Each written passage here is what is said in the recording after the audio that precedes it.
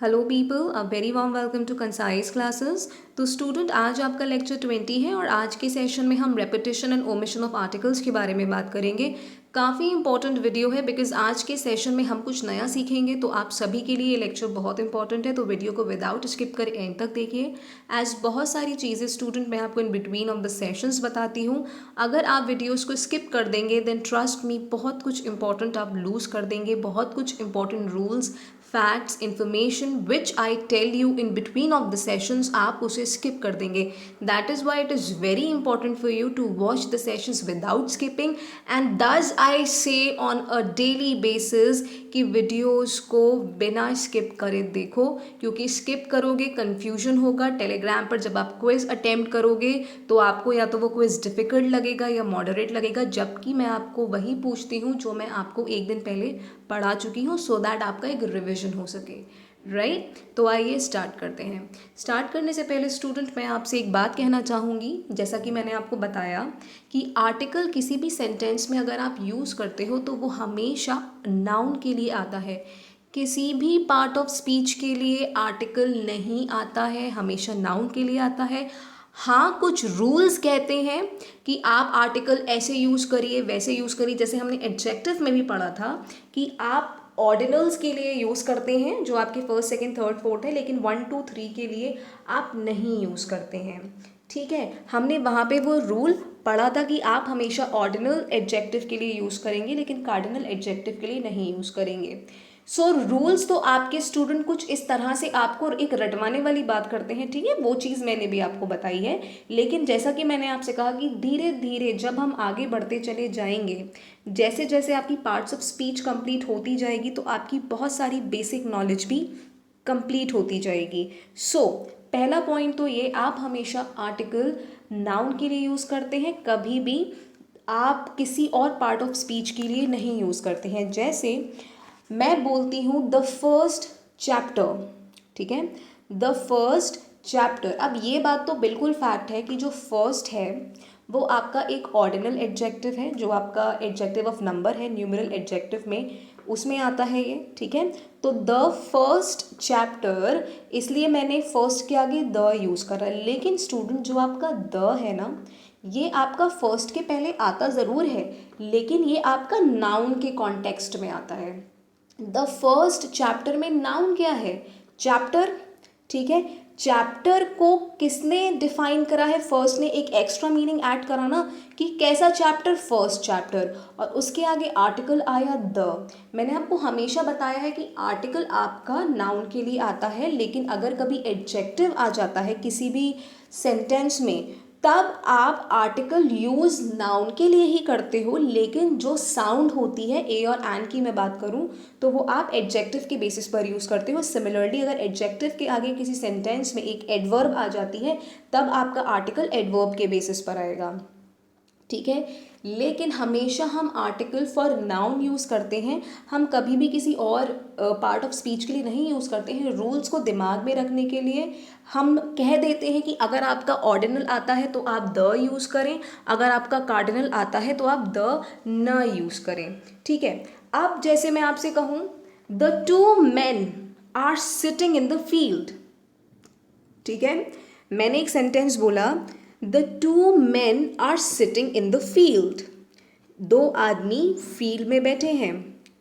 तो हमने टू के आगे द यूज़ कर लिया, जबकि टू स्टूडेंट आपका और सॉरी कार्डिनल है, ठीक है। 1, 2, 3 आपके कार्डिनल एडजेक्टिव्स कहलाते हैं, तो टू तो आपका एक कार्डिनल है, तो इसके आगे हमने कैसे द यूज़ कर लिया? क्योंकि द यहाँ पे स्टूडेंट्स आपका मैन के लिए आया है, ठीक है। आप MEN आपका मैन के लिए आया है। The two man are sitting in the field, हमने वहाँ पर द टू के लिए यूज़ नहीं करा है। टू तो एडजेक्टिव है जो एक एक्स्ट्रा मीनिंग मैन में ऐड कर रहा है कि वहाँ दो आदमी बैठे हैं फील्ड में, ठीक है। लेकिन जो द आया है वो आपका किसके लिए आया है? मैन के लिए। अब यहाँ पे आप और टू मैन तो कहोगे नहीं, क्योंकि हम कभी भी प्लूरल नाउन्स के लिए ए और एन नहीं यूज़ करते हैं, ठीक है। ए और एन हमेशा सिंगुलर काउंटेबल नाउन्स के लिए यूज़ करते हैं, तो ए और एन तो यहाँ पे नहीं आएगा। लेकिन the two man sitting in the field, तो हमने द यूज़ करा है, तो द यहाँ पे किसके लिए आ रहा है, मैन के लिए, कि the two man are sitting in the field. तो यहाँ पर हमने एक कार्डिनल एडजेक्टिव के आगे द यूज़ कर लिया, ठीक है। बुक्स में ऐसा लिखा होता है कि आप कार्डिनल और ऑर्डिनल के आगे नहीं यूज़ करते हो, तो कॉन्टेक्स्ट ये है उसका कि आप द टू द थ्री नहीं यूज़ करोगे, ठीक है, जब तक उसके आगे कोई नाउन नहीं है, ठीक है। अगर जैसे द टू मैन मैंने बोला, तो टू के आगे एक नाउन थी मैन, ठीक है, जिसके लिए आपने आर्टिकल द का यूज़ करा। अगर उसके आगे नाउन नहीं होती, ठीक है, अगर उसके आगे नाउन नहीं होती तब हम द का यूज़ नहीं करते। जैसे आपने एक सेंटेंस पढ़ा होगा, 2 and 2 make 4, पढ़ा है आपने ये सेंटेंस कि 2 और 2 4 बनाते हैं, 2 and 2 make 4। अब यहाँ पर तो हमने द नहीं यूज़ करा, बिकॉज यहाँ पर स्टूडेंट 2 and 2 कोई इसके आगे नाउन नहीं थी, सो दैट हम इसमें कोई आर्टिकल का यूज़ करें, राइट। तो 2 and 2 make 4 आपका विदाउट आर्टिकल आया, हमें इसमें आर्टिकल की नीड नहीं पड़ी। अगर कहीं पे आर्टिकल की नीड पड़ती है किसी सेंटेंस में, वो तभी पड़ती है आपको अगर उसमें आपको नाउन नज़र आता है, क्योंकि आप एक बात दिमाग में रख लीजिए, हम हमेशा नाउन के लिए आर्टिकल यूज़ करते हैं, किसी और पार्ट्स ऑफ स्पीच के लिए हम नाउन नहीं यूज़ करते हैं, ठीक है। नेक्स्ट हम बात करते हैं स्टूडेंट, मैंने आपको बताया कि आपके आर्टिकल दो टाइप के होते हैं, डेफिनेट और इनडेफिनेट। डेफिनेट आपका द और इनडेफिनेट ए और एन, ठीक है। लेकिन एक्चुअल में आपके आर्टिकल्स 5 तरह के हैं, ठीक है। उन्हें कैटेगराइज 2 में करा गया है, लेकिन एक्चुअल में आपके आर्टिकल्स 5 तरह के हैं। अब ऐसा मैं क्यों कह रही हूँ कि आपके आर्टिकल्स 5 तरह के हैं, देखिए, एक तो स्टूडेंट आपका हो गया द, ठीक है, द, इसकी मैंने बात करी। एक हो गया आपका द, जिसे आप बोलते हो द, ठीक है, ये आपका डेफिनेट आर्टिकल है। लेकिन डेफिनेट आर्टिकल में एक और भी आता है जिसे हम कहते हैं दी। स्पेलिंग बिल्कुल सेम है, लेकिन आप इसे क्या बोलते हो, दी। क्यों ऐसा, देखो, अगर द के बाद कोई ऐसा वर्ड आ रहा है जिसमें से आपकी साउंड कॉन्सोनेंट की है, ठीक है, जैसे द रूल, अब रूल में र की आवाज़ आ रही है, ठीक है, एक कॉन्सोनेंट साउंड आ रही है, तो इसलिए हम इसे प्रोनाउंस करेंगे द, ओके। लेकिन आपने कभी नोटिस करा होगा, जब आप मूवीज़ देखकर आते हो तो आप ये कहते हो, आप एंड में पढ़ते हो दी एंड, आप कभी द एंड नहीं कहते हो, क्योंकि जब आपने उसके आगे एक अगला वर्ड यूज़ करा, दी एंड, एंड एक नाउन है, आपने जब नाउन यूज़ करी तो उसमें से ए की आवाज़ आ रही है, एक वावल साउंड आ रही है, तब आप इसे प्रोनाउंस करोगे स्टूडेंट दी, ठीक है। अगर कॉन्सोनेंट साउंड है तब आप द यूज़ करोगे, अगर वाउल साउंड है तो आप दी यूज़ करोगे। तो आपके हो गए ये 2 आर्टिकल्स। इनडेफिनेट में एक हो गया आपका ए, एक हो गया आपका एन, ठीक है, कुल मिलाकर हो गए 4 आर्टिकल्स। 5वां आर्टिकल कौन सा है, ठीक है, 5वां आर्टिकल है स्टूडेंट आपका नो आर्टिकल, ठीक है, नो आर्टिकल, जिससे आपका निकल कर आया ओमिशन ऑफ आर्टिकल्स। की ओमिशन ऑफ आर्टिकल आया क्यों है, बिना रीज़न के ग्रामर में ही है। ओमिशन ऑफ आर्टिकल इसलिए आया क्योंकि आपका 5वां आर्टिकल नो आर्टिकल भी एग्जिस्ट करता है, ठीक है। जैसा कि मैंने आपको कहा, मैं आपको ग्रामर की नॉलेज दूंगी, तो जो भी इंपॉर्टेंट एस्पेक्ट है ऑफ ग्रामर मैं आपको सब बताऊंगी। तो आपका 5वां आर्टिकल भी होता है नो आर्टिकल। कहने का सेंस है कि आप वहाँ पर आर्टिकल यूज़ करें जहाँ पर ज़रूरत है, लेकिन वहाँ पर आर्टिकल यूज़ ना करें जहाँ पर ज़रूरत नहीं है। Use article wherever necessary, article वहाँ यूज़ करें जहाँ ज़रूरत है, जहाँ ज़रूरत नहीं है वहाँ ना यूज़ करें। तो इसलिए ये बोला गया है क्योंकि आपका 5वां टाइप होता है जिसे हम कहते हैं स्टूडेंट्स नो आर्टिकल, ठीक है। और नो आर्टिकल से आपका निकला है ओमिशन ऑफ आर्टिकल्स, ओके। अब हम बात करते हैं रेपिटेशन ऑफ आर्टिकल्स की। ये मैंने आपको एक ओवरव्यू दे दिया कि क्यों आपका ओमिशन ऑफ आर्टिकल्स निकल कर आया। कल हम एक लास्ट सेशन और लेकर आएंगे जहाँ हम आर्टिकल को थोड़ा एडवांस में पढ़ेंगे, ठीक है, और हम उन्हें रूल्स की मदद से पढ़ेंगे, क्योंकि जैसा कि मैंने आपको बताया है कि आप डेज के साथ, मंथ्स के साथ, ठीक है, और आप गॉड के साथ, प्रेसिडेंट के साथ, हेल और हेवन के साथ, काफ़ी सारे वर्ड्स ऐसे हैं जिनके साथ आप आर्टिकल नहीं यूज़ करते हैं, ठीक है, कोई भी आर्टिकल नहीं यूज़ करते हैं। लेकिन कल मैं आपको बताऊंगी कि किस तरह से आप इनके साथ आर्टिकल यूज़ कर सकते हैं, क्योंकि स्टूडेंट मैंने आपको बताया कि आप प्रॉपर नाउन के साथ कभी कोई आर्टिकल नहीं यूज़ करते हो, कभी भी प्रॉपर नाउन के साथ आर्टिकल नहीं यूज़ करते हैं, ठीक है। लेकिन मैंने आपको कुछ ऐसे केसेस भी बताए जहाँ पर आपका प्रॉपर नाउन के साथ आर्टिकल आया है लेकिन सेंटेंस का कॉन्टेक्स्ट बदल गया है, ठीक है। जैसे कल मैंने आपसे कहा था कि Ram is an obedient boy, Ram एक ओबीडियंट बच्चा है, ठीक है। लेकिन अगर मैं सेंटेंस को बोलूँ ही is the Ram of modern India, कल मैंने सेंटेंस की बात करी थी, अगर मैं बोलूँ ही is the Ram of modern India, तो मैं यहाँ पे ये कहना चाह रही हूँ कि ये मॉडर्न इंडिया का राम है। तो यहाँ पर मैंने एक कंपैरेटिव पर्पस के लिए राम को यूज़ करा है कि मैं उसका कंपैरिजन राम जी से कर रही हूँ, ठीक है। कहने का मतलब है कि वो बहुत ज़्यादा अपने एथिक्स फॉलो करता है, अपने प्रिंसिपल्स पर रहता है, अपने सिद्धांतों पर रहता है, तो यहाँ मैं उसका राम से कंपैरिजन कर रही हूँ। जैसा कि मैंने आपसे कहा था कि Kalidas is the Shakespeare of India, यहाँ पर शेक्सपियर स्टूडेंट आपकी प्रॉपर नाउन है वैसे, लेकिन वो एज कॉमन नाउन यूज़ हो गई। आप दो तरह से सेंटेंस को समझो, Ram he is the Ram of modern India, Ram आपका प्रॉपर नाउन है, लेकिन पहली बात यहाँ पर as a common noun use हो रहा है बिकॉज यहाँ पर हम कंपैरिजन कर रहे हैं, ठीक है। तो हमने राम के आगे द यूज़ कर लिया।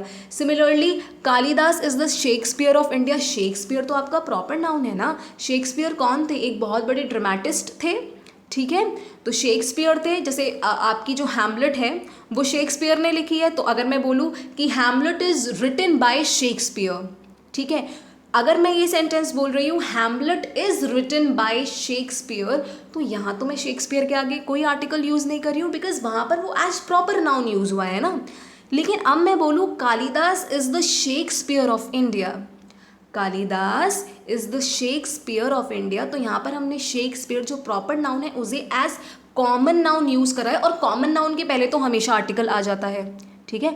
कॉमन नाउन के आगे हम आर्टिकल यूज़ करते हैं लेकिन प्रॉपर नाउन के आगे आर्टिकल नहीं यूज़ करते हैं। Point to be noted, proper noun के आगे हम कभी भी आर्टिकल नहीं यूज़ करते हैं, लेकिन ग्रामर है, मैंने हमेशा कहा है कि सेंटेंस की टोन पर ध्यान दो, कॉन्टेक्स्ट पर ध्यान दो, और अगर सेंटेंस की टोन और कॉन्टेक्स्ट समझने लग जाओगे तो अपने आप आपको समझ में आ जाएगा कि कहाँ वो एज प्रॉपर नाउन हुआ है, कहाँ वो एज कॉमन नाउन हुआ है। तो Kalidas is the Shakespeare of India कहने का मतलब है कि कालिदास जो है वो इंडिया के शेक्सपियर हैं। अब कालिदास ही शेक्सपियर नहीं है, इस सेंटेंस का मतलब ये नहीं है कि कालिदास ही शेक्सपियर हैं, Kalidas is the Shakespeare of India, कि वो इंडिया के शेक्सपियर हैं, ठीक है। तो यहाँ पर हम उनका कंपैरिजन कर रहे हैं जो बहुत बड़े ड्रामेटिस्ट हैं, ओके। और हमने यहाँ पे शेक्सपियर को as a common noun use करा है, हमने एज अ प्रॉपर नाउन नहीं यूज़ करा है, तभी हमने शेक्सपियर के आगे द यूज़ कर लिया, ओके। एक मैंने चीज़ आपको और बताई थी, ही इज़ अ हिटलर। अब जैसे आप इसको ऐसे समझो, अगर मैं बोलूँ कालिदास इज़ अ शेक्सपियर, अगर मैं सिंपल सेंटेंस बोलूँ कालिदास इज़ अ शेक्सपियर, अब मैंने शेक्सपियर के आगे द यूज़ नहीं करा है लेकिन मैंने बोला है इसके आगे अ, यहाँ पर भी आपका Shakespeare as a common noun ही यूज़ हुआ है, लेकिन मैंने अ क्यों यूज़ करा? क्योंकि द आपका डेफिनेट आर्टिकल है, शेक्सपियर के आगे द तब यूज़ हुआ था जब मैंने कह दिया था कि Kalidas is the Shakespeare of India, of India. मैंने एक एक्स्ट्रा इन्फॉर्मेशन दे दी कि कहाँ का, इंडिया का। अगर मैं बोलूँ कालिदास इज़ अ शेक्सपियर, तो मैंने उसके आगे कोई एक्स्ट्रा इन्फॉर्मेशन नहीं दी है स्टूडेंट्स, ठीक है। मैंने बोल दिया कि वो शेक्सपियर हैं, कालिदास शेक्सपियर हैं, लेकिन किस कॉन्टेक्स्ट में बोला है? इंडिया के हैं, पूरे वर्ल्ड के हैं, या किसी सिटी के हैं, कहाँ के हैं, या किसी सोसाइटी के हैं, हमने वो नहीं बताया। तो कालिदास इज़ अ शेक्सपियर, लेकिन ये सेंटेंस भी आपका सही है स्टूडेंट्स, गलत नहीं है। आप बस इतना पॉइंट दिमाग में रखिए कि द आप तब यूज़ करते हैं किसी सेंटेंस में जब आप वहाँ पे किसी डेफिनेट इन्फॉर्मेशन की बात कर रहे हैं, कोई डेफिनेट चीज़ बताना चाह रहे हैं। और ए और एन कब यूज़ करते हैं? जब कोई चीज़ आपको क्लैरिटी नहीं दे रही है इनडेफिनेट सेंस में, ठीक है। तो ये तो इनके पहले तरीके हैं कि द बताता है डेफिनेट और ए और एंड बताता है इनडेफिनेट। ठीक है, उसके बाद तो आपके सर्टेन रूल्स निकल कर आते हैं कि कैसे आप क्या यूज़ करते हैं, लेकिन आपकी ये चीज़ हमेशा इनके साथ फॉलो होती है। जैसे Kalidas is the Shakespeare of India, हमने प्रॉपर डिस्क्रिप्शन दिया, या फिर हम बोल दें कालिदास इज़ अ शेक्सपियर। ठीक है, कल हम इन रूल्स के बारे में थोड़ा डेप्थ में पढ़ लेंगे, क्योंकि कल हम आपसे उन सारे रूल्स के बारे में बात करेंगे जिनको हम थोड़ा तोड़ मरोड़ के भी यूज़ कर लेते हैं, बिकॉज प्रॉपर नाउन के आगे तो नहीं यूज़ होती है आर्टिकल, ये बात फैक्ट है, लेकिन जब प्रॉपर नाउन किसी सेंटेंस में प्रॉपर नाउन की तरह ना यूज़ हो रही हो तब हम उसके आगे आर्टिकल यूज़ कर लेते हैं, चाहे वो कोई भी शब्द क्यों ना हो। ठीक है, उसके बारे में हम कल पढ़ेंगे, और कल हम आपका आर्टिकल लास्ट कर देंगे। हम थोड़े सेंटेंसेस की मदद से कल आपको वो चीज़ बताएंगे और आपका सारा कन्फ्यूजन दूर हो जाएगा। आप काफ़ी सारे रूल्स तो पहले ही समझ चुके हैं, हम आपको बता चुके हैं, रिमेनिंग हम आज की सेशन में बता देंगे, और जो कन्फ्यूजिंग पार्ट है उसे हम कल आपको क्लियर कर देंगे। एंड ट्रस्ट मी, आपका आर्टिकल इस तरह से प्रॉपरली कंप्लीट हो जाएगा, बिल्कुल एडवांस तक कंप्लीट हो जाएगा। ओके, अब हम बात कर लेते हैं स्टूडेंट रेपिटेशन ऑफ आर्टिकल्स के बारे में। देखिए, पहला सेंटेंस देखिए, I have a black and white dog. सबसे पहले हम इस सेंटेंस में नाउन को ढूंढते हैं। नाउन क्या है हमारी? डॉग। ठीक है, आई तो आपका प्रोनाउन है, आई आपका प्रोनाउन है। मैंने आपको हमेशा बताया है कि किसी सेंटेंस का सब्जेक्ट और ऑब्जेक्ट या तो नाउन होता है या तो प्रोनाउन होता है। मैंने आपको ये वाली बात बताई है। ठीक है, तो यहाँ पर आई आपका प्रोनाउन है, आर्टिकल्स के बाद हम प्रोनाउन ही करेंगे और क्लैरिटी मिल जाएगी, और डॉग आपका नाउन है। ठीक है, हम नाउन की विशेषता को बताने के लिए एक आर्टिकल का यूज़ करते हैं, सॉरी एक एडजेक्टिव का यूज़ करते हैं। यहाँ दो एडजेक्टिव हैं, एक है ब्लैक स्टूडेंट और एक है वाइट। अब आप देख रहे हैं कि इस पर्टिकुलर सेंटेंस में हमने ब्लैक के आगे अ यूज़ करा है, वाइट के आगे नहीं यूज़ करा है। तो कहने का मतलब है कि अगर आप इस तरह से कोई सेंटेंस स्ट्रक्चर देते हैं कि किसी नाउन के आगे दो एडजेक्टिव आ रहे हैं और जो पहले वाला एडजेक्टिव है उसके आगे आर्टिकल है। देखो, ये जो आर्टिकल आया है ना, ये आया डॉग के लिए ही है, ये आया डॉग के लिए ही है। जैसे अगर आप ब्लैक और वाइट को सपोज करो हटा दो, आप ये सोचो ब्लैक और वाइट है नहीं, तो आप क्या बोलोगे? आई हैव अ डॉग, मेरे पास डॉग है। आप कभी ये नहीं बोलोगे आई हैव डॉग, क्योंकि आर्टिकल सॉरी आपका नाउन है तो नाउन के लिए आपको आर्टिकल तो चाहिए ही ना। आप कभी ये नहीं बोलोगे आई हैव डॉग, आप हमेशा बोलोगे आई हैव अ डॉग। ठीक है, तो ये जो आर्टिकल है स्टूडेंट, ये आया आपका डॉग के लिए ही है। ओके, लेकिन अब इसके आगे हमने दो एडजेक्टिव यूज़ कर लिए हैं, ब्लैक एंड वाइट, जो किसकी विशेषता बता रहे हैं? जो इस नाउन की विशेषता बता रहे हैं, जो है डॉग। लेकिन जो पहला वाला एडजेक्टिव है उसके आगे हमने अ यूज़ करा है, तो कहने का मतलब है कि है एक ही डॉग, लेकिन वो ब्लैक और वाइट कलर का है। कहने का मतलब है मेरे पास जो डॉग है वो पार्टली ब्लैक है और पार्टली वाइट है, वो आधा ब्लैक है आधा वाइट है, लेकिन डॉग सिर्फ एक ही है। ठीक है, I have a black and white dog. अगर आपको कभी अपने किसी भी पेट को डिस्क्राइब करना है जिसमें दो कलर हैं, अगर वो एक कलर का है तो आप नॉर्मली कहेंगे I have a black dog या फिर I have a white dog, लेकिन अगर उसमें दोनों कलर्स हैं तो आप कैसे बोलेंगे? I have a black and white dog. ठीक है, जो पहला वाला एडजेक्टिव है आप उसके आगे अ यूज़ करेंगे, या फिर I have a white and black dog. ठीक है, नेक्स्ट आप देखिए, अगर आप सेंटेंस को इस तरह से यूज़ करें, I have a black and a white dog.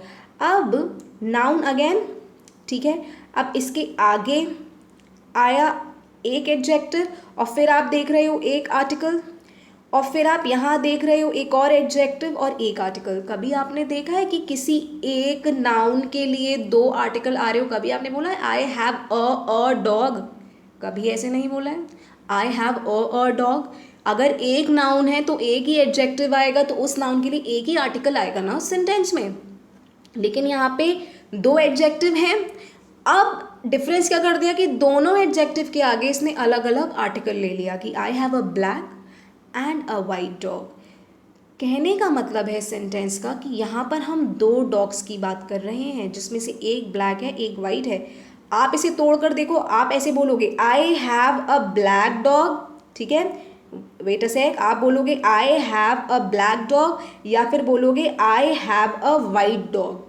और अगर इन दोनों सेंटेंसेस को जोड़ दिया जाए तो आप बोलेंगे I have a black and a white dog. कहने का मतलब है कि मैं यहाँ पे 2 डॉग्स की बात कर रही हूँ, लेकिन अगर मैं 2 डॉग्स की बात कर रही हूँ तो आने वाली जो नाउन है स्टूडेंट, ये आपकी सिंगुलर रहेगी। ठीक है, ये आपकी सिंगुलर रहेगी। आप 2 डॉग का सोच के इसे डॉग्स मत कर देना, कहीं आप सोचो कि ये डॉग्स हो जाएगा, नहीं, ये डॉग्स नहीं होगा, ये आपकी सिंगुलर ही रहेगी। ठीक है, अब क्यों डॉग्स नहीं होगा? क्योंकि हमने यहाँ पे 2 आर्टिकल ऑलरेडी यूज़ कर लिए हैं। ठीक है, हमने यहाँ पे 2 आर्टिकल ऑलरेडी यूज़ कर लिए हैं, दैट इज़ वाई हमें यहाँ पर डॉग्स करने की ज़रूरत नहीं पड़ेगी। तो कहने का मतलब है मेरे पास 2 डॉग हैं जिसमें से एक ब्लैक है और एक वाइट है। आई होप आपको ये रूल क्लियर हो गया होगा।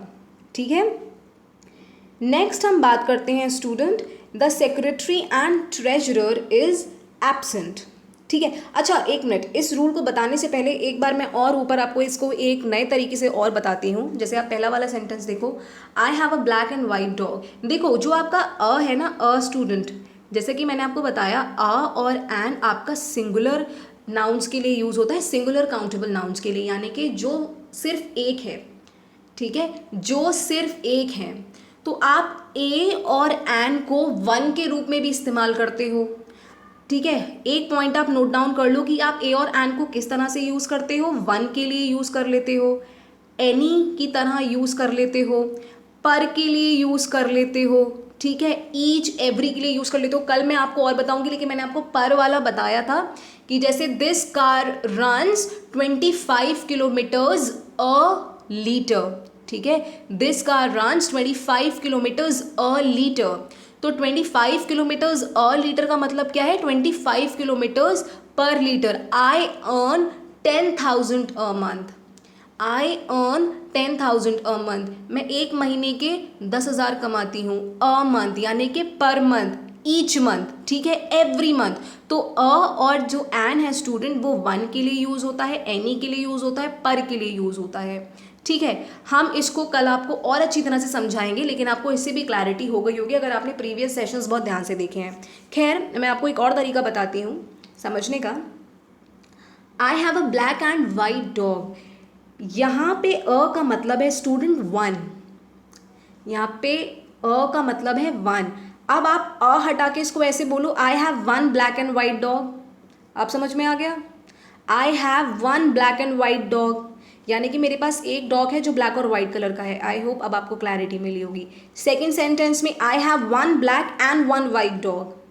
I have 1 black and 1 white dog, because A और N सिंगुलर काउंटेबल नाउन के लिए हम क्यों यूज़ करते हैं? बिकॉज वो A और N यूज़ ही 1 के रूप में होते हैं ना, एक के लिए या फिर एनी की तरह यूज़ हो जाते हैं। ठीक है, या फिर पर के लिए, जिस रूल के बारे में ऑलरेडी बात कर चुके हैं। कल हम आपको सारे एग्जाम्पल्स की मदद से बिल्कुल फ्रेश तरह से पूरा आर्टिकल रिवाइज करा देंगे, टेंशन मत लीजिए, आपको कल पूरी क्लैरिटी मिल जाएगी। खैर, आप इधर समझिए, I have a black and a white dog. अगर मैं इसको ऐसे बोलूँ, I have 1 black and 1 white dog, तो यहाँ पर आपको समझ में आ गया होगा कि मेरे पास एक ब्लैक और एक वाइट डॉग है। तो यहाँ पर समझ में आ गया ना कि हम 2 डॉग्स की बात करें। आई होप अब आपको क्लैरिटी मिल गई होगी। ठीक है, next, the secretary and treasurer is absent.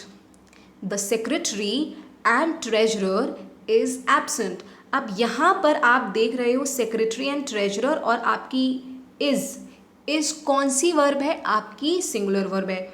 देखिए, अभी हम वर्ब की भी बात करेंगे और क्लैरिटी मिल जाएगी, तभी हम आपका part of speech cover up कराते चल रहे, टेंशन मत लीजिए। बस इतना लिख लीजिए अपने नोट्स में कि इज आपका सिंगुलर वर्ब है और आर आपका प्लूरल वर्ब है। ठीक है, इज आपका सिंगुलर वर्ब है और आर आपका प्लूरल वर्ब है। अब इस पर्टिकुलर सेंटेंस में student, the secretary and treasurer is absent, यहाँ पर हम सिर्फ एक व्यक्ति की बात कर रहे हैं।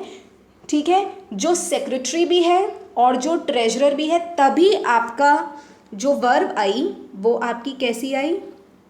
Singular verb.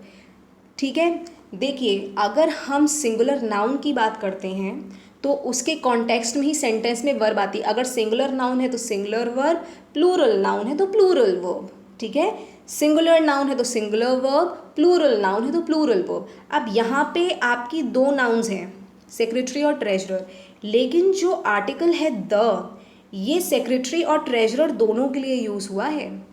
ठीक है। तो यहाँ पर हम जिसकी बात कर रहे हैं वो सिर्फ एक है, वो आपका सेक्रेटरी भी है, वो आपका ट्रेजरर भी है और आज वो एब्सेंट है। The secretary and treasurer is absent, are absent नहीं होगा। नेक्स्ट वाला सेंटेंस देखिए कि हमने सेक्रेटरी के आगे भी द यूज़ कर लिया, ट्रेजरर के आगे भी हमने द यूज़ कर लिया। तो कहने का मतलब है हम यहाँ दो व्यक्तियों की बात कर रहे हैं, जिसमें से एक सेक्रेटरी है, एक ट्रेजरर है। क्योंकि हमने अलग अलग आर्टिकल यूज़ करा है तो यहाँ पर हम दो व्यक्तियों की बात कर रहे हैं, इसलिए आपकी प्लूरल वर्ब आई are absent. The secretary and the treasurer are absent. ठीक है। नेक्स्ट वाला आप सेंटेंस देखिए, Blake is a great poet and painter, कि ब्लेक ग्रेट पोएट है और पेंटर है। ब्लेक आपका क्या है? एक नाउन है, पोएट भी आपका नाउन है, पेंटर भी आपका एक नाउन है। ठीक है। पोएट आपका कॉमन नाउन है, पेंटर आपका कॉमन नाउन है, ब्लेक आपका प्रॉपर नाउन है। ओके। ब्लेक के लिए आपने पोएट इस्तेमाल करा, पेंटर इस्तेमाल करा, ग्रेट आपका क्या है? ग्रेट एडजेक्टिव है। ठीक है। और आपका आर्टिकल आया अ, आर्टिकल आया अ। ठीक है। अ पोएट एंड पेंटर, दो नाउन है, आर्टिकल सिर्फ एक आया। कहने का मतलब है यहाँ पर हम सिर्फ एक व्यक्ति की बात कर रहे हैं जो पोएट भी है और पेंटर भी है। आप ये वाला रूल इस तरह से दिमाग में रखिए, अगर किसी सेंटेंस में दो नाउन का जिक्र हो रहा है और दो नाउन में से सिर्फ पहली वाली नाउन के साथ अगर आर्टिकल आता है तो वहाँ हम किसी एक व्यक्ति की बात कर रहे हैं, और अगर दोनों नाउन्स के साथ आर्टिकल आता है तो हम वहाँ पर दो व्यक्ति की बात कर रहे हैं। यहाँ पर तो आपको ईजिली हमने बता दिया कि Blake is a great poet and painter. जो ब्लेक है वो पोएट भी है और पेंटर भी है। ठीक है। हम अगर इसको ऐसे बोलें, Blake is a great poet and a painter, तो ये गलत हो जाएगा, क्योंकि हम बात तो सिर्फ एक ही व्यक्ति की कर रहे हैं ना स्टूडेंट। तो हम उन नाउन्स के आगे जो पहली वाली नाउन है सिर्फ उसके आगे आर्टिकल यूज़ कर लेंगे। तो Blake is a great poet and painter, क्योंकि हम यहाँ बात सिर्फ एक ही की कर रहे हैं, जो पोएट भी है और जो पेंटर भी है। आई होप आपको ये रूल क्लियर हो गया होगा। नेक्स्ट आप स्टूडेंट ये देखिए, the third and the fourth chapter of this book is very interesting. The third and fourth chapters of this book are very interesting. Difference आप देख रहे हैं कहाँ पर? डिफरेंस आप यहाँ देख रहे हैं, द थर्ड यहाँ पर द आया। ठीक है। अब जब यहाँ पर द आया तो ये हो गया चैप्टर। ठीक है।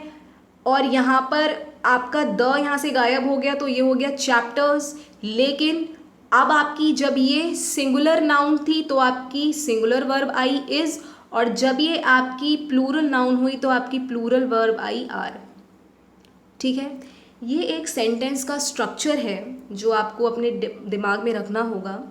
ये सेंटेंस का स्ट्रक्चर ये कहता है, अगर द के बाद एडजेक्टिव आता है, बीच में एंड आ रहा है और फिर द के बाद कोई एडजेक्टिव आता है, ठीक है, तो उसके बाद जो आपकी नाउन आती है वो हमेशा सिंगुलर होती है। The third and the fourth chapter of this book is very interesting. और इसको आप ऐसे भी कह सकते हैं, the third and fourth chapters of this book are very interesting. ठीक है। आर वेरी इंटरेस्टिंग, इसको आप स्टूडेंट इस तरह से भी कह सकते हैं।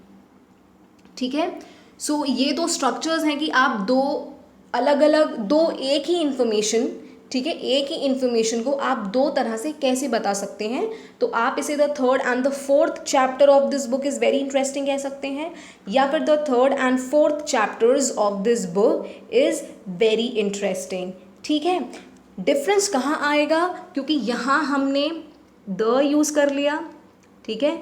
हमने यहाँ द यूज़ कर लिया थर्ड के आगे, किसके लिए? नाउन के लिए, द थर्ड चैप्टर। ठीक है।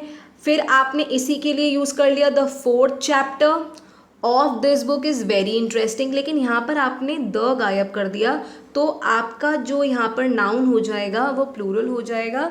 ये एक सेंटेंस स्ट्रक्चर है स्टूडेंट, ये आपको ऐसे ही पॉइंट दिमाग में रखना होगा। ठीक है। आप बस इतना माइंड में रख लीजिए कि अगर किसी सेंटेंस में आपको इस तरह से कोई स्ट्रक्चर मिलता है कि आपका वेट अ सेक, अगर आपका द आता है, ठीक है, द के बाद आपका कोई एडजेक्टिव आता है, ठीक, फिर आपका सेंटेंस में द आ रहा है और द के बाद एडजेक्टिव आता है, तो उसके बाद जो नाउन आती है वो आपकी सिंगुलर नाउन आएगी, सिंगुलर काउंटेबल नाउन आएगी। ठीक है, ये तो आपका पहला स्ट्रक्चर हुआ जो इस रूल को बताता है। नेक्स्ट स्ट्रक्चर आपको दिमाग में क्या रखना है, अगर आपका द आता है, द के साथ कोई एडजेक्टिव आ रहा है, लेकिन फिर आपका दा नहीं है, नॉर्मल सिर्फ एडजेक्टिव आ रहा है, ठीक है, तो इसके बाद जो नाउन आएगी वो प्लूरल काउंटेबल नाउन हो जाएगी। तो ये प्लूरल काउंटेबल नाउन हो गई, ठीक है। सेंटेंस का मतलब वही है लेकिन दो डिफरेंट स्ट्रक्चर्स हैं। The third and the fourth chapter of this book is very interesting. The third and fourth chapters of this book are very interesting, ठीक है। डिफरेंस कहाँ आया, सिर्फ द के लिए आया, ठीक है, सिर्फ द के लिए आया। आप इसको इस तरह से भी समझ के लिख सकते हो, the third chapter of this book is very interesting, ठीक है, दो सेंटेंस को जोड़ दिया गया, आप इस तरह से लिख समझ सकते हो। और दूसरा वाला, the fourth chapter of this book is very interesting. Book एक ही है, ठीक है, इसलिए दो सेंटेंस को मर्ज करके इस तरह से लिख दिया, the third chapter of this book is very interesting, the fourth chapter of this book is very interesting.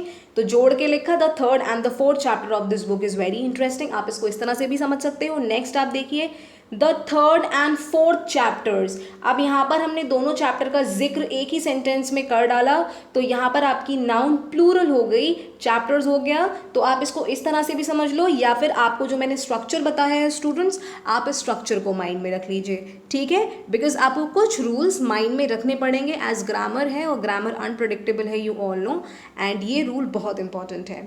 Next है स्टूडेंट, अगर आपको कंपैरिजन करना है, देखो मैंने आपको कंपैरेटिव डिग्री में बताया था कि हम कैसे कंपैरिजन करते हैं, कि कंपैरेटिव डिग्री के साथ दैन तो हमेशा आता है। तो अगर मैं बोलूँ कोई सेंटेंस कि ही इज़ बेटर, ये आप समझना ये बेटर है, he is better than me, ठीक है, he is better than me, एक नॉर्मल सा सेंटेंस बोला, he is better than me. तो ये आपको समझ में आ गया कि दो लोगों में दो लोगों में कंपैरिजन हो रहा है, ही और मी। ये आपका एक इनफॉर्मल इंग्लिश है, लेकिन सही ये भी है। लेकिन जो आप ग्रामर पढ़ते हो ना स्टूडेंट, ग्रामर आपकी ये कहती है कि अगर आप कंपैरिजन कर रहे हो तो आप हमेशा सेम केसेस में कंपैरिजन करोगे, तो यहाँ मी नहीं आएगा, यहाँ आई आएगा, ठीक है। जब हम रिलेटिव प्रोनाउन की बात करेंगे, हम आर्टिकल्स के बाद प्रोनाउन ही स्टार्ट करेंगे, तो ये आपको और ज़्यादा क्लियर हो जाएगा। बस मैं यहाँ आपसे इतना कहना चाह रही हूँ कि हमने यहाँ दो लोगों में कंपैरिजन करा कि he is better than me, ठीक। अब आप पहले सेंटेंस का स्ट्रक्चर समझ लो, उसके बाद हम बताएंगे कि सेंटेंस आपसे कह क्या रहा है, ठीक है। He is a better mechanic than clerk. अब देखिए, ही आपका प्रोनाउन है, ठीक है, मैकेनिक आपका नाउन, क्लर्क आपका नाउन, मैकेनिक आपका नाउन, क्लर्क आपका नाउन। नाउन से पहले आपको कोई आर्टिकल तो चाहिए होगा ना, नाउन से पहले आपको कोई आर्टिकल तो चाहिए होगा। आर्टिकल क्या यूज़ हुआ, अ यूज़ हुआ। जब मैंने बोला he is better than me, तो वहाँ पर तो मुझे किसी आर्टिकल की ज़रूरत ही नहीं थी, क्योंकि वहाँ पे नाउन है ही नहीं, ठीक है, वहाँ पर नाउन है ही नहीं, राइट। लेकिन यहाँ पर नाउन है, और नाउन के लिए हमेशा हमें आर्टिकल चाहिए होता है, तो हमने यहाँ आर्टिकल यूज़ करा अ। लेकिन भाई यहाँ भी नाउन आ रहा है, इसके आगे हमने आर्टिकल क्यों नहीं यूज़ करा, क्योंकि यहाँ मैकेनिक और क्लर्क के लिए एक ही आर्टिकल यूज़ हुआ है, he is a better mechanic than clerk. तो कहने का मतलब है कि अगर सेंटेंस में दो नाउन यूज़ हुई हैं और वो दोनों नाउन सिर्फ एक व्यक्ति के लिए यूज़ होती हैं, ठीक है, तो आप उस केस में जब आर्टिकल यूज़ करते हैं तो पहली वाली नाउन के साथ यूज़ कर रहे हैं। जैसे he is a better mechanic than clerk. अब यहाँ हम बेसिकली उसके दो प्रोफेशन के बीच में कंपैरिजन कर रहे हैं कि वो मैकेनिक भी है और वो क्लर्क भी है, लेकिन वो मैकेनिक ज़्यादा अच्छा है, वो मैकेनिक ज़्यादा अच्छा है, he is a better mechanic than clerk. तो इस केस में जब हम उसकी दो क्वालिटीज़ के बारे में, नॉट क्वालिटीज़, जब उसके जो दो प्रोफेशंस हैं उसके बीच में हम जब कंपैरिजन करेंगे, तो जो आपकी पहली वाली नाउन है स्टूडेंट, उसके साथ आर्टिकल आएगा। जैसे आप पढ़ सकते हो, in expressing comparisons if two nouns refer to the same person, दो नाउन सेम पर्सन को ही रेफ़र करती हैं या फिर थिंग को रेफ़र करती हैं, तो आर्टिकल जो आता है वो आपका पहली वाली के लिए आता है। यहाँ पर आपकी दोनों जो नाउन है ना स्टूडेंट, वो यूज़ तो ही के लिए हुई है ना, यूज़ तो वो ही के लिए हुई है ना, लेकिन यहाँ पर ये दोनों आपकी क्या है, नाउन है। और आपको आर्टिकल तो चाहिए ही चाहिए, तो आप पहली वाली नाउन के साथ आर्टिकल यूज़ करोगे। He is a better mechanic than clerk, ठीक है, कि वो मैकेनिक ज़्यादा अच्छा है than clerk. He is a better poet than novelist, वो पोएट ज़्यादा अच्छा है than novelist. He is a better thinker than debater, वो सोचता मतलब वो सोचने वाला ज़्यादा बेहतर है देन डिबेटर, ठीक है। लेकिन अब क्या है, आप नेक्स्ट सेंटेंस देखिए, आप पढ़ सकते हैं, but if they refer to different persons और things the article must be use with each noun. अगर दो डिफरेंट पर्सन्स की बात करेंगे तब हम आर्टिकल दोनों नाउन के साथ यूज करेंगे। जैसे he is a better mechanic than a clerk, कहने का मतलब है कि he would make a better mechanic than a clerk, कहने का मतलब है कि वो मैकेनिक ज़्यादा अच्छा बन सकता है देन अ क्लर्क, ठीक है। ऊपर यहाँ हम कंपैरिजन कर रहे थे और वो दोनों ही के लिए यूज़ हुई थी, वो दोनों ही के लिए यूज़ हुई थी, तो हमने पहली वाली नाउन के साथ लगाया कि he is a better mechanic than clerk, कि वो मैकेनिक ज़्यादा अच्छा है दैन क्लर्क। नेक्स्ट वाले सेंटेंस में he is a better mechanic than a clerk, कि मतलब वो मैकेनिक ज़्यादा अच्छा बनेगा देन अ क्लर्क, ठीक है। तो उसे मैकेनिक बनने दो, आप इस सेंटेंस को इस तरह से समझो, ठीक है। तो यहाँ हम दो अलग चीज़ों की बात कर रहे हैं, एक मैकेनिक की और एक क्लर्क की। जैसे आप नेक्स्ट देखिए, he would make a better statesman than a philosopher, he would make a better statesman than a philosopher, वो स्टेट्समैन ज़्यादा अच्छा बनेगा as compare to a philosopher, क्योंकि यहाँ पर हम दो अलग अलग व्यक्तियों की बात कर रहे हैं और यहाँ पर हम दोनों नाउन स्टूडेंट सिर्फ एक व्यक्ति के लिए यूज़ कर रहे हैं, ठीक है। तो he is a better mechanic than a clerk, या फिर he would make a better statesman than a philosopher. यहाँ पर जो हमने आर्टिकल यूज़ करा है अलग अलग नाउन के आगे, यहाँ हम दो डिफरेंट पर्सन्स या थिंग की बात कर रहे हैं, दैट इज़ वाई जो आर्टिकल है वो ईच नाउन के साथ यूज़ होगा। आई होप आपको ये रूल क्लियर हुआ होगा। नेक्स्ट हम बात करते हैं स्टूडेंट ओमिशन ऑफ आर्टिकल्स के बारे में। ओमिशन, मैंने आपको बताया ओमिशन ऑफ आर्टिकल आता क्यों है, क्यों आया omission of article, because article में एक पांचवा टाइप एग्जिस्ट करता है जिसे हम कहते हैं नो आर्टिकल, जिससे आपका निकल कर आया है स्टूडेंट ओमिशन ऑफ आर्टिकल्स, ठीक है। बिना रीज़न के ओमिशन ऑफ आर्टिकल नहीं आया है। तभी आपने देखा है कि आपके टीचर्स भी कहते हैं, जब आप स्कूल में पढ़ते होगे तब आपने देखा होगा कि आपसे जब वो कहते होंगे आर्टिकल लगाने के लिए, तो वो हमेशा ये कहते हैं कि use the article wherever necessary, use article wherever necessary, कि जहाँ पे ज़रूरत है वहाँ यूज़ करो, जहाँ ज़रूरत नहीं है वहाँ मत यूज़ करो, क्योंकि आपका एक पांचवा टाइप भी एग्जिस्ट करता है जिसे हम ओमिशन ऑफ आर्टिकल कहते हैं, यानी कि नो आर्टिकल कहते हैं, जिससे आपका निकल कर आया ओमिशन ऑफ आर्टिकल्स, ठीक है। अब हम बात करते हैं कहाँ कहाँ आपको आर्टिकल नहीं यूज़ करना है। मैंने आपको बताया था कि जो एब्स्ट्रैक्ट नाउन होती हैं और मटेरियल नाउन होती हैं, आप उनके आगे कभी भी आर्टिकल नहीं यूज़ करते हो। जैसे अगर आप बोलो gold is a precious metal, ठीक है, अगर आप बोलो gold is a precious metal, ठीक है, स्पेलिंग आप समझ जाना, PRECIOUS, प्रेशियस मेटल। यहाँ जो आपका मेटल है स्टूडेंट, इसके लिए आर्टिकल अ यूज़ हुआ है, ठीक है।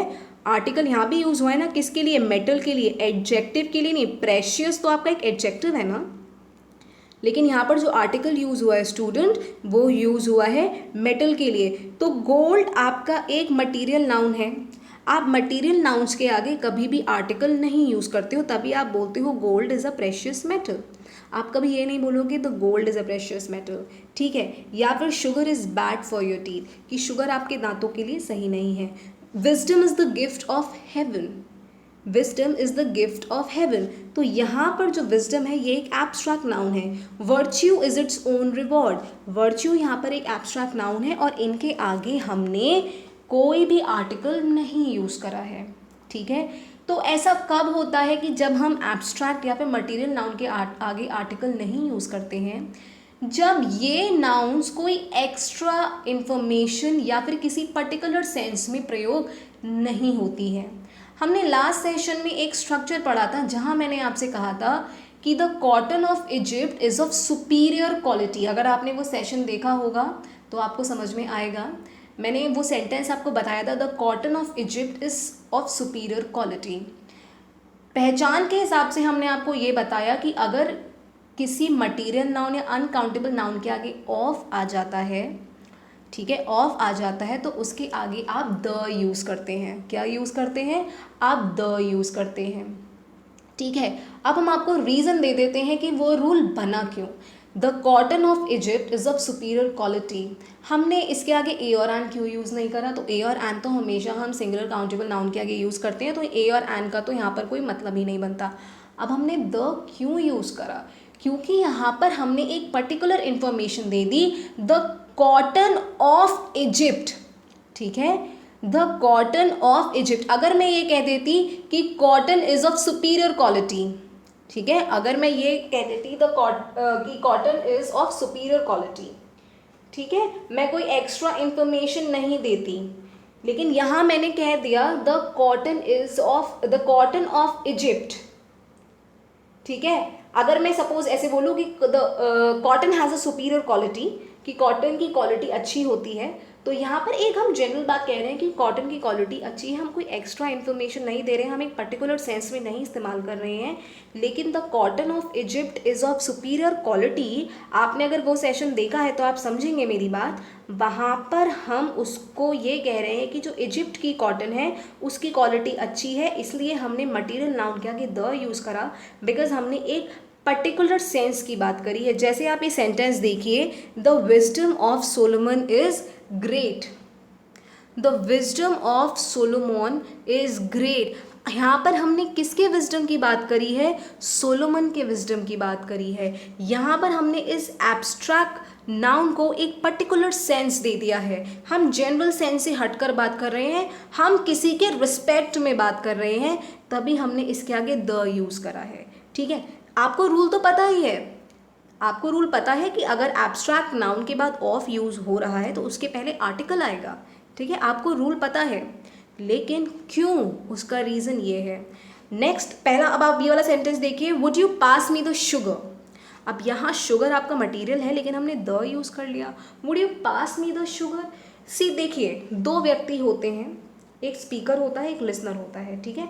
अगर मैं आपसे कोई बात कर रही हूँ, अगर सपोज़ मैं आपसे बोलूँ कि मुझे वो पेन देना, मुझे वो पेन देना, तो आपको पता है मैं किस पेन की बात कर रही हूँ, ठीक है, आपको पता है मैं किस पेन की बात कर रही हूँ, तो मुझे वो पेन देना, जिसको मैं कह दूँगी गिव मी दैट पेन या फिर गिव मी द पेन, ठीक है।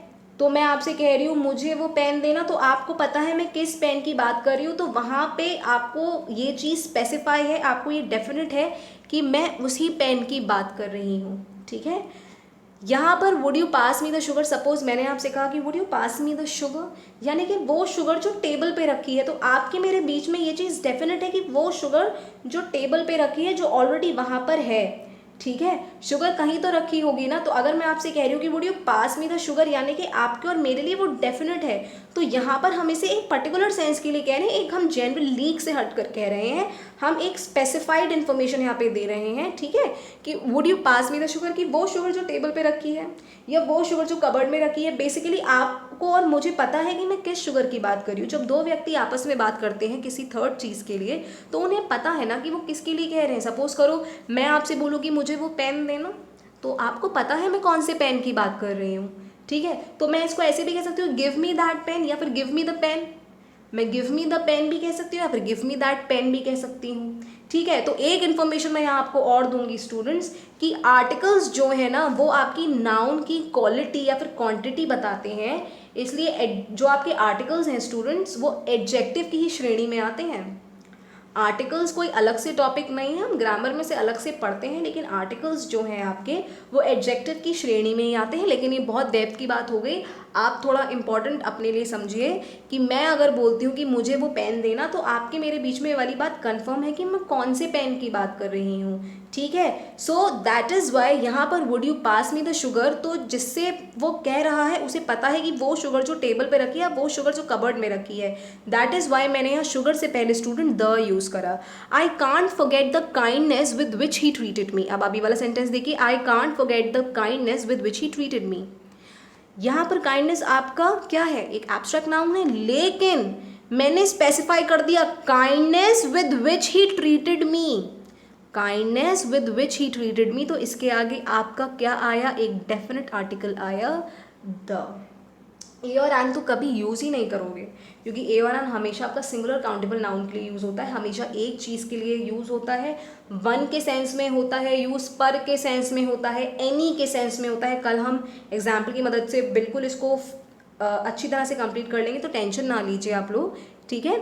यहाँ पर ये समझिए कि हमने द क्यों लगाया, the kindness with which he treated me, जिस काइंडनेस के साथ उसने मुझे ट्रीट करा है, ठीक है। तो यहाँ पर हमने इसको स्पेसिफाई कर दिया है एक पर्टिकुलर सेंस में कि ये जो काइंडनेस है ना, जो उसने मुझे शो करी है। तो यहाँ पर इसलिए हमने काइंडनेस के आगे स्टूडेंट द यूज़ करा है, ठीक है। नेक्स्ट हम बात करते हैं कि बिफोर प्लूरल काउंटेबल नाउन्स। जी हाँ, कि प्लूरल काउंटेबल नाउन्स के आगे हम कभी भी कोई भी आर्टिकल नहीं यूज़ करते। ए और एन तो यूज़ ही नहीं करते हैं, मैं बार बार आपको ये बताती चल रही हूँ, क्योंकि वो हमेशा एक नाउन एक चीज़ के साथ यूज़ होता है। एक चीज़ का मतलब जो गिनती में सिर्फ एक है, यानी कि सिंगुलर काउंटेबल नाउन के साथ। तो हम यहाँ पर प्लूरल काउंटेबल नाउन के साथ कभी भी द यूज़ नहीं करते हैं। कब आप पढ़ सकते हो, जनरल सेंस में, ठीक है। जैसे चिल्ड्रन लाइक चॉकलेट्स, बच्चों को चॉकलेट्स पसंद है, एक जनरल सेंस है, सभी को आप क्या नाम है चॉकलेट्स पसंद हैं। तो यहाँ पर हम कुछ अलग से इन्फॉर्मेशन नहीं दे रहे हैं, चिल्ड्रन लाइक चॉकलेट्स, तो यहाँ पर हम कोई अलग से इन्फॉर्मेशन नहीं दे रहे हैं, ठीक है। Computers are used in many offices, computers are used in many offices. General बात है कि आजकल सारे ऑफिसेस में कंप्यूटर्स मिलते हैं, ठीक है। तो यहाँ पर हम कोई एज स्पेसिफाइड इन्फॉर्मेशन नहीं दे रहे हैं, किसी हम पर्टिकुलर इन्फॉर्मेशन की बात नहीं कर रहे हैं, इसलिए हमने चिल्ड्रन के आगे, चाइल्ड का प्लूरल चिल्ड्रन होता है, चिल्ड्रंस नहीं होता है, ठीक है। हमने नाउन में पढ़ा है, तो चिल्ड्रन के आगे हमने आर्टिकल यूज़ नहीं करा, कंप्यूटर्स के आगे हमने आर्टिकल यूज़ नहीं करा। कब, जब इसकी बात हम एक जनरल सेंस में कर रहे होते हैं, ठीक है। प्लूरल काउंटेबल नाउन्स के आगे हम कभी भी आर्टिकल नहीं यूज़ करते हैं जब हम एक जनरल सेंस की बात करते हैं। लेकिन अगर आपको कुछ एक्स्ट्रा इन्फॉर्मेशन मिल रही हो, जैसे वेयर आर द चिल्ड्रन, आप यहाँ इसे समझिए, वेयर आर द चिल्ड्रन कहने का मतलब है वही वाली बात आ गई लिसनर और स्पीकर की, ठीक है, कि मैं आपसे आगे कह रही हूँ वेयर आर द चिल्ड्रन, जो अभी थोड़ी देर पहले खेल रहे थे कहाँ गए, वेयर आर द चिल्ड्रन। यानी कि आपके लिए भी वो डेफिनेट है, मेरे लिए भी वो डेफिनेट है कि मैं किसकी बात कर रही हूँ, राइट। तो वेयर आर द चिल्ड्रन, तो यहाँ पर हम एक पर्टिकुलर मीनिंग को दर्शा रहे हैं कि वो बच्चे जो यहाँ पर खेल रहे थे, ठीक है। अगर दो लोग आपस में बात कर रहे हैं और सपोज मैं कहीं आई, मैंने बच्चों को खेलते हुए देखा, थोड़ी देर बाद मैं वहाँ से चली गई, अब जब मैं वापस आती तो मैंने देखा बच्चे यहाँ पर नहीं है और आप बैठे हुए हैं, और मैंने आपसे पूछा वेयर आर द चिल्ड्रन, तो आपको पता है कि वही चिल्ड्रन जो यहाँ पर अभी खेल रहे थे और अब नहीं है, तो आपके मेरे बीच में ये डेफिनेट है। तो ऐसे केसेस में जो किसी पर्टिकुलर मीनिंग को दर्शाती है, वहाँ हम प्लूरल काउंटेबल नाउन्स के साथ द यूज़ कर लेते हैं, ठीक है। आई होप आपको क्लियर हो गया होगा। नेक्स्ट हम बात करते हैं student before names of meals. मैंने आपसे कल भी वाली बात बोली थी, आप मील्स के साथ नहीं यूज़ करते हैं। मील्स कौन कौन से, एक आपका लंच हो गया, सुबह सुबह आपका पहले ब्रेकफास्ट होता है, फिर आपका लंच होता है, फिर आपका डिनर होता है, ठीक है। अच्छा, एक इन्फॉर्मेशन मैं और दूंगी आपको, ब्रेकफास्ट जो आप सुबह सुबह खाते हो, ब्रेकफास्ट को ब्रेकफास्ट कहते क्यों हैं, पहले तो आप ये समझ लीजिए। देखिए, पूरी रात सोए भूखे रहे तो फास्ट हो गया ना पूरी रात का, सुबह सुबह आपने जब खाया तो यानी कि अपना फास्ट तोड़ा, तो उसे हम कहते हैं ब्रेकफास्ट, ठीक है। दोपहर का खाना लंच, ठीक है। और आपने एक नया वर्ड पढ़ा होगा आज का, ब्रंच, BRUNCH, ब्रंच।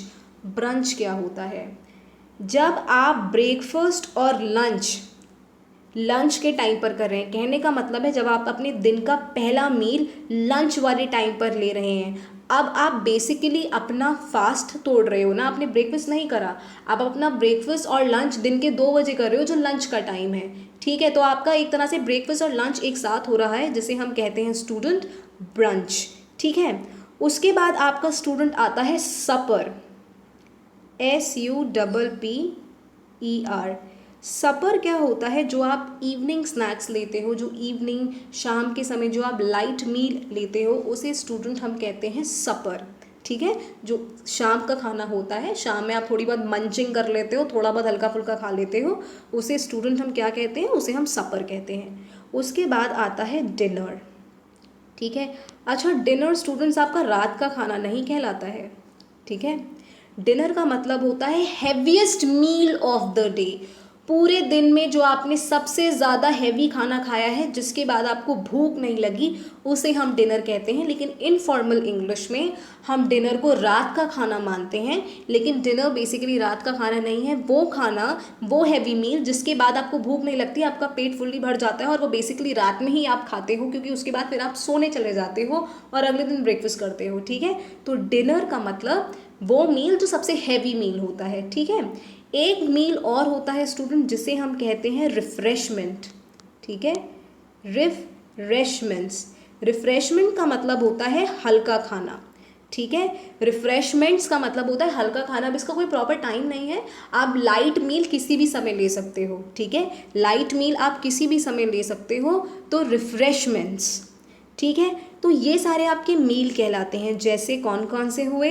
लंच हुआ, डिनर हुआ, नहीं आप लाइन वाइज करो, ब्रेकफास्ट, लंच, फिर सपर, फिर डिनर और आपका रिफ्रेशमेंट। तो ये सारे मील स्टूडेंट जब आपके जनरल सेंस में यूज़ होते हैं, तब आप कभी भी इनके साथ आर्टिकल नहीं यूज़ करते हैं। कभी भी आर्टिकल आप नहीं यूज़ करेंगे, ये पॉइंट दिमाग में रख लीजिए। ठीक है, लेकिन अगर ये आपके किसी पर्टिकुलर सेंस में इस्तेमाल होते हैं, तब आप इनके साथ आर्टिकल यूज़ करोगे। ठीक है, जैसे what time do you have lunch? आप किस समय लंच खाते हो? आप किस समय अपना लंच करते हो? तो कुछ जनरल सी बात है, यहाँ पर कोई आपको ऐसी एक्स्ट्रा इन्फॉर्मेशन कुछ नहीं मिल रही है। What time do you have lunch, आप यहाँ पर ये नहीं बोलोगे what time do you have a lunch, ये नहीं बोलोगे। ठीक है, फिर सेंटेंस गलत हो जाएगा। Dinner is ready, dinner ready हो गया है, नॉर्मल सी बात है, जनरल सेंस है, डिनर रेडी हो गया। आप कभी ये नहीं बोलोगे the dinner is ready, dinner is ready, right. लेकिन अगर आप इनको एक स्पेसिफिक सेंस में यूज़ करते हो, ठीक है, अगर एक स्पेसिफिक सेंस में आप पढ़ सकते हो कि आप कब यूज़ करते हो? जब ब्रेकफास्ट, लंच, डिनर, रिफ्रेशमेंट, सपर, इनके आगे आपका एडजेक्टिव आ जाता है, तब आप यूज़ करते हो। ठीक है, या फिर अगर आप कोई स्पेसिफाइड इंफॉर्मेशन दे रहे हो। ठीक है, आप इस सेंटेंस से समझिए कि I had a late lunch today. Lunch आपका नाउन है, लेट लंच एक इंफॉर्मेशन ऐड करी इसमें, किसने? लेट ने। लेट आपका एडजेक्टिव है।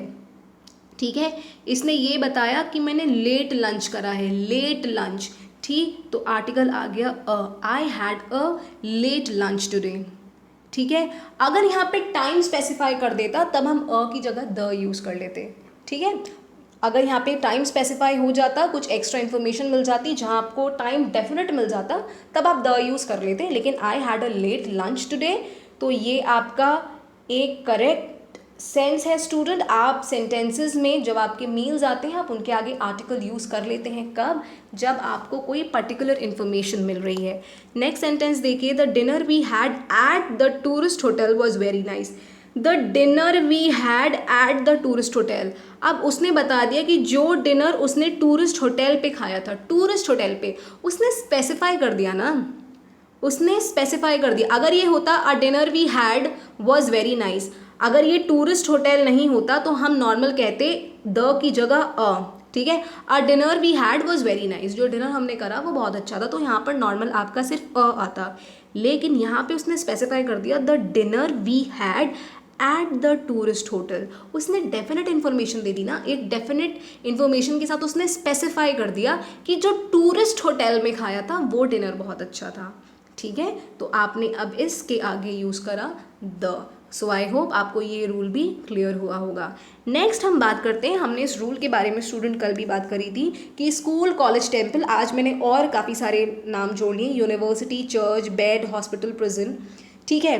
बेसिकली इस टाइप के वर्ड्स अगर अपने प्राइमरी पर्पस के लिए इस्तेमाल होते हैं, प्राइमरी पर्पस का मतलब है कि स्कूल में पढ़ने ही जाते हो, चर्च में आप वर्शिप करने ही जाते हो, टेम्पल में आप पूजा करने ही जाते हो, प्रिजन में कोई गलत काम करता है वो तभी जाता है, हॉस्पिटल आप तभी जाते हो जब आप बीमार हो जाते हो, बेड पर आप सोने ही जाते हो, ठीक है, यूनिवर्सिटी भी आप पढ़ने ही जाते हो। तो अगर ये सारी प्लेसेस अपने प्राइमरी पर्पस के लिए इस्तेमाल होती हैं, ठीक है, एक बार कभी भी आप सेंटेंस इस टाइप के अपने एग्जाम में देखते हो तो उसे एक बार हिंदी में अनुवाद करके देख लेना, बस थोड़ा सा दिमाग लड़ाने की ज़रूरत पड़ेगी एंड ट्रस्ट मी आप इन अ क्लिक उसे पहचान जाओगे कि आपको आर्टिकल यूज़ करना है या नहीं, ठीक है।